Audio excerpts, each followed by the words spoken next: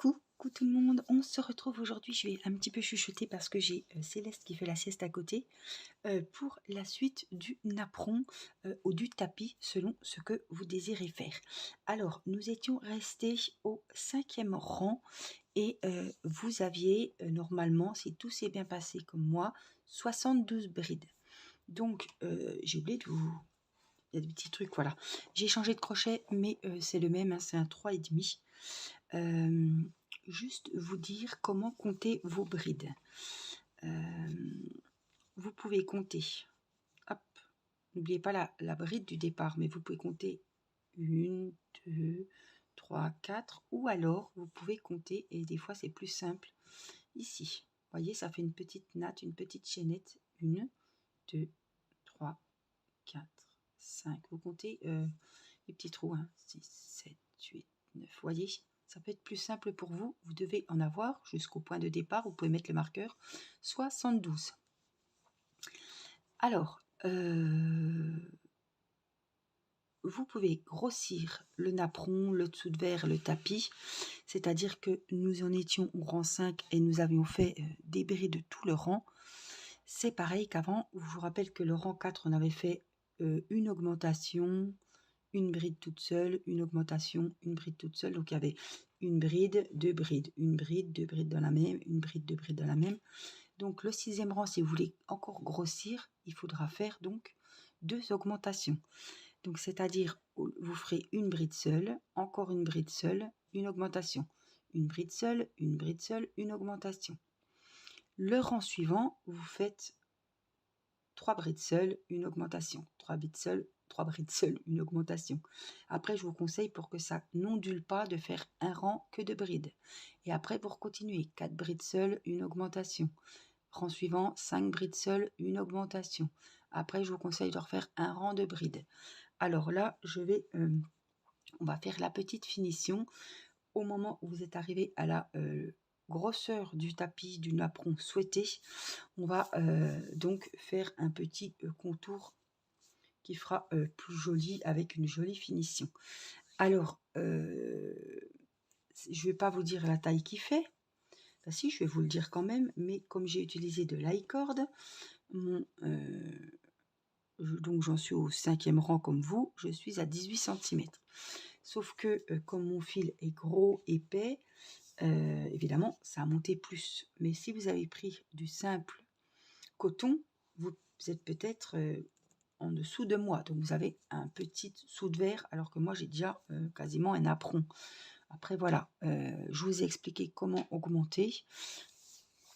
C'est hyper simple. Vous suivez le tuto et au lieu de faire une bride, 2 brides, vous faites 2 brides seules. Donc une bride dans chaque maille, hein, et 2 dans la même. Une bride dans chaque maille, 2 dans la même.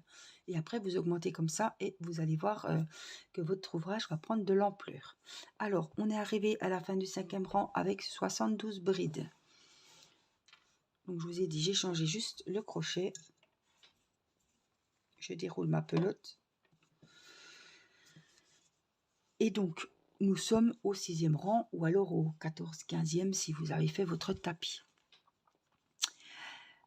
Je ne vais pas vous montrer tous les points, tous les rangs pour faire un tapis, puisque c'est simple et c'est la même chose à chaque fois. Donc là, on entame pour moi le 6e rang si vous avez utilisé ce coton et que la taille vous suffit, ou alors on entame le rang suivant, peu importe. On reprend pour faire la finition. Il va y avoir un rang de finition.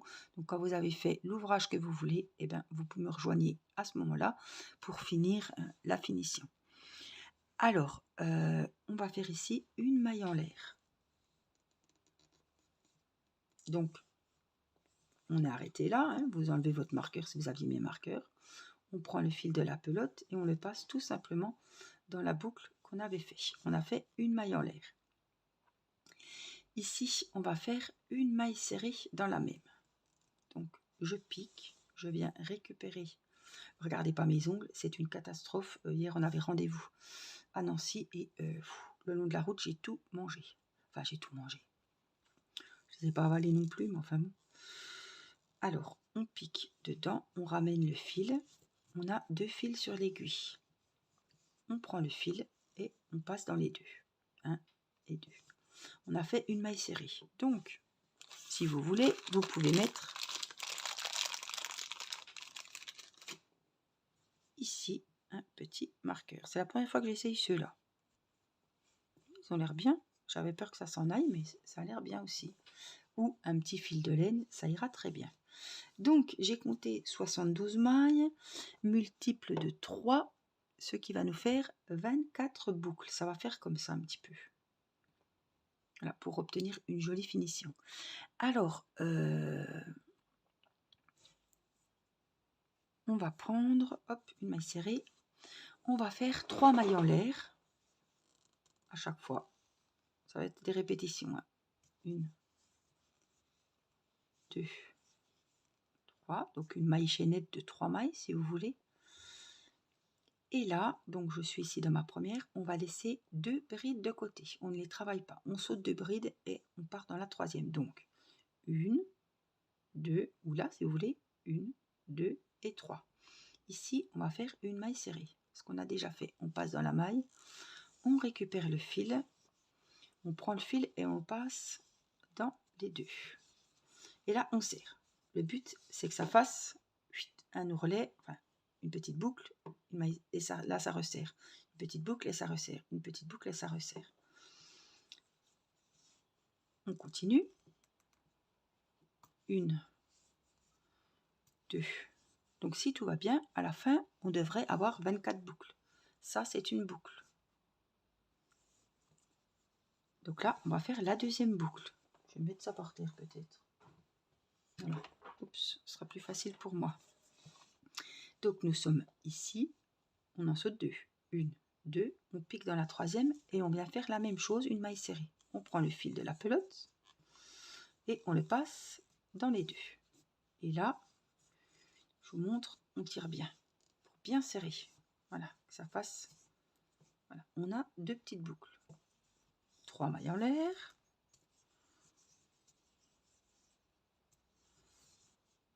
1, 2, on en saute 2, on pique dans la troisième, la maille serrée.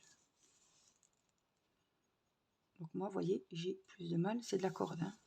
Je le tiens à le rappeler. Vous, ça glisse tout seul. Hein. 3 mailles en l'air. 1, 2, 3. 1, 2, 3. Une maille serrée. On tire un petit peu. 1, 2, 3. 1, on en saute 2. On vient dans la troisième. On pique. On prend le fil. On reprend le fil. On le passe dans une. On le passe dans la deuxième. Et on serre. On continue. 1,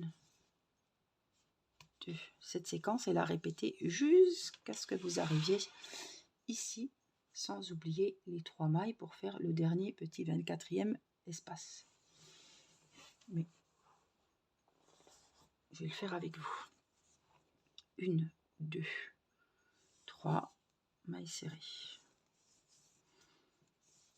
On serre un petit coup. 1, 2, 3, 2, 3 mailles serrées. On serre un petit coup. 1, 2, 3. On en saute 2. On va dans la troisième. On fait notre maille serrée. On resserre un petit coup. 1, 2, 3. J'ai ouvert le Velux, on entend les petits oiseaux. J'espère que ça ne sera pas trop fort. Il n'y a pas trop de bruit à l'extérieur, hein, mais on dirait si ça ne gêne pas pour le son. 1, 2, 3. La maille serrée. On resserre un petit coup. Les 3 mailles en l'air. C'est répétitif. Hein. Ça rentre. Les 2 premières, on regarde. Et après, je suis sûre que là, vous regardez déjà plus la vidéo. 1, 2, 3. Mais au cas où, je reste là.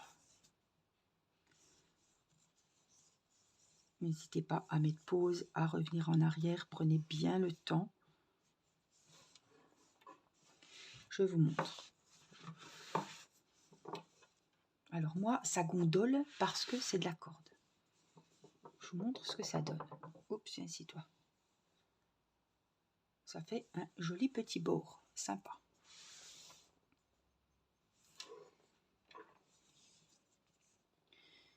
1, 2, 3. Maille serrée, on tire un petit peu le fil.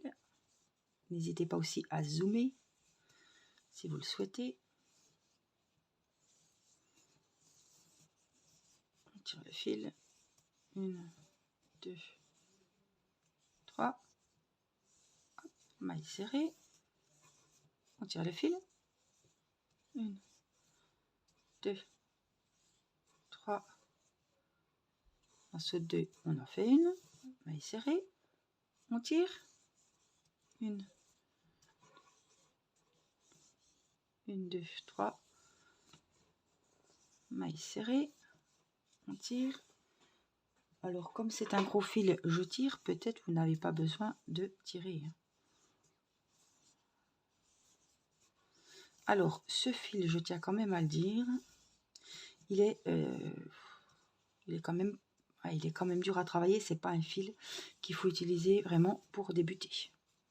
Je vous conseille de prendre vraiment une bobine simple, une pelote simple de coton. Là, vous voyez, j'ai déjà du mal. Ça tire, mais en tout cas, l'i-cord, non, là, c'est de la... Oui, c'est de la corde. Les i-cords que je prends pour mes tapis,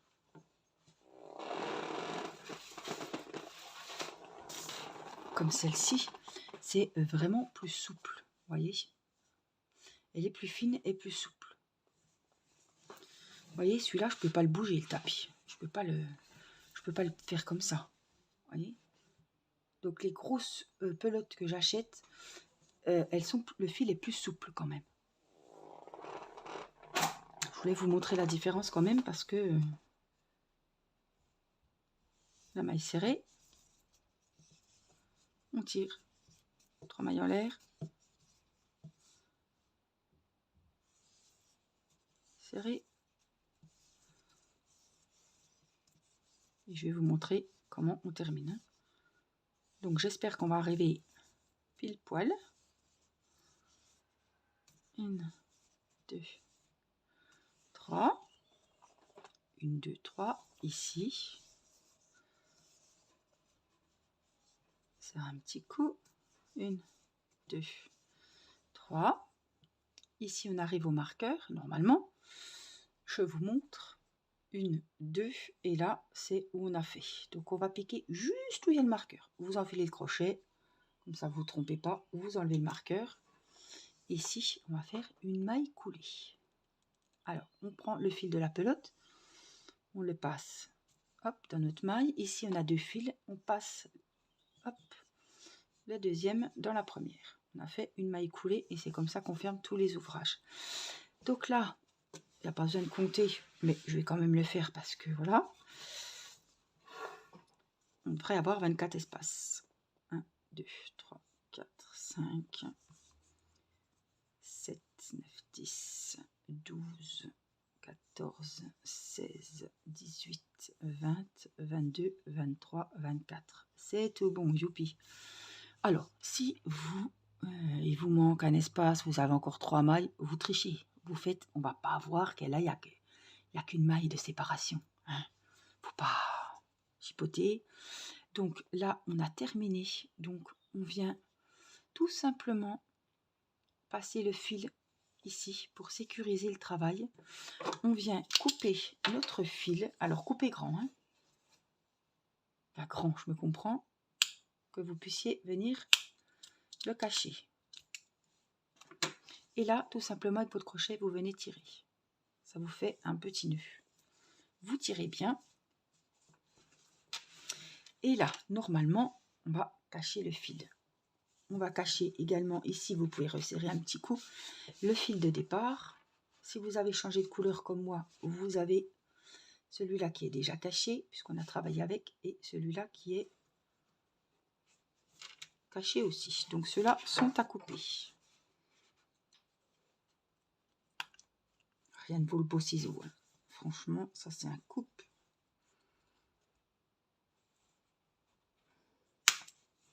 Ainsi, parce que je... Voilà, nickel. Voilà. Donc ça, c'est le dessous. Hein. Donc, c'est toujours moins joli que le dessus. mettez-le, si c'est comme moi que ça gondole un peu, après on va mettre un vase, on va mettre quelque chose dessus et ça va très bien aller. Voyez, par exemple, c'est la petite lumière. Voilà, après vous venez y mettre ce que vous voulez. On peut y mettre une jolie petite bougie. Voyez, ça va prendre sa forme et ça fait super joli.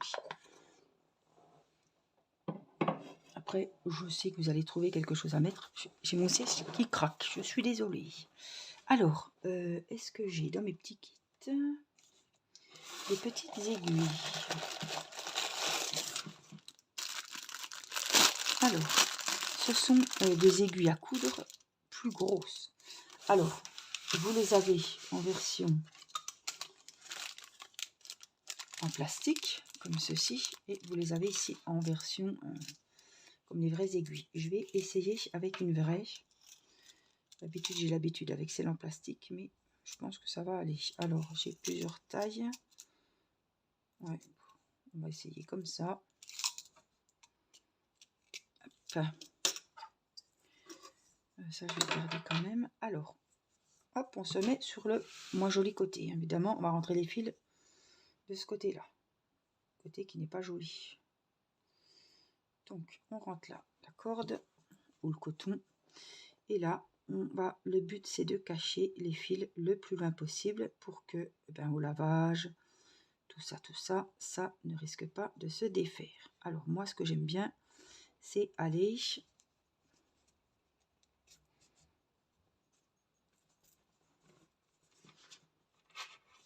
par exemple ici pour faire une ligne, voyez. Donc je viens jusque là. Hop. Et je prends les petits fils. Donc du plus loin possible, plus vous allez cacher votre fil loin, plus l'ouvrage. Alors vous, ça doit rentrer tout seul. Moi, j'ai les doigts qui glissent.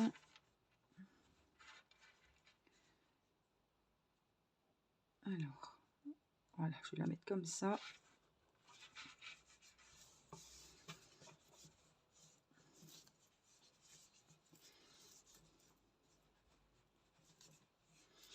Il est arrivé, hein. Je suis un peu bourrin parce que je peux vous dire que c'est dur. Voilà, donc là, ça suffit. Après, vous pouvez très bien encore continuer un petit peu.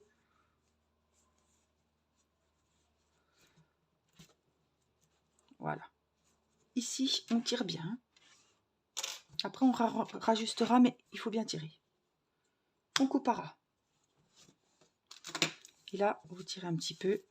C'est pour ça que je vous dis, il va reperdre, vous voyez. On ne voit plus du tout votre fil. On va faire pareil avec le petit rouge, mais le rouge, il a déjà été caché. Ça, je suis sûre. Mais on va quand même faire... Hop. Pour celles qui ne l'avaient pas caché, je vous montre vraiment pour sécuriser, bien rentrer les fils partout.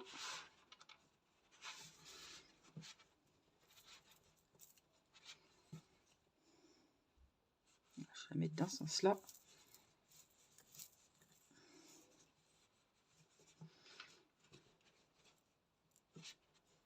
Selon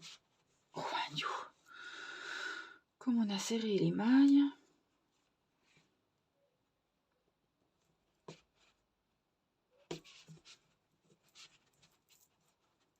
j'y suis presque en plus. Ça y est.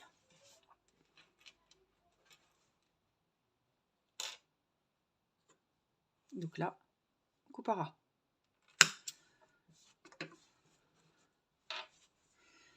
Hop. Et voilà le petit ouvrage terminé. Je trouve que c'est de jolie finition. Elle est vraiment trop jolie. Alors ça, je vous rappelle que c'est pas un tuto que j'ai trouvé. C'est selon le tapis que j'ai fait pour Matisse. Donc c'est, voilà. Je vais vous dire, c'est simple, mais c'est de moi. Donc je suis quand même assez fière parce que réaliser des tutos des personnes, c'est vraiment une fierté d'avoir réussi son ouvrage. Mais là, voilà, je voulais vraiment faire un truc personnalisé et que tout le monde puisse, que ça soit abordable pour les débutantes et que ça puisse, voilà. Je pense que vous avez votre ouvrage entre les mains. Alors je vous montre quand même qu'avec de la corde, ça peut très bien être un dessous de plat. Parce que c'est du costaud, quoi. Vous voyez, comme c'est épais et tout, on a du mal à le plier. Ah, Mini qui arrive. Donc voilà, après vous auriez pu très bien refaire le rang du milieu avec une autre couleur. Vous faites comme vous voulez. Vous pouvez faire le bord, un petit rappel du centre. J'aurais très bien pu et ça aurait fait super joli.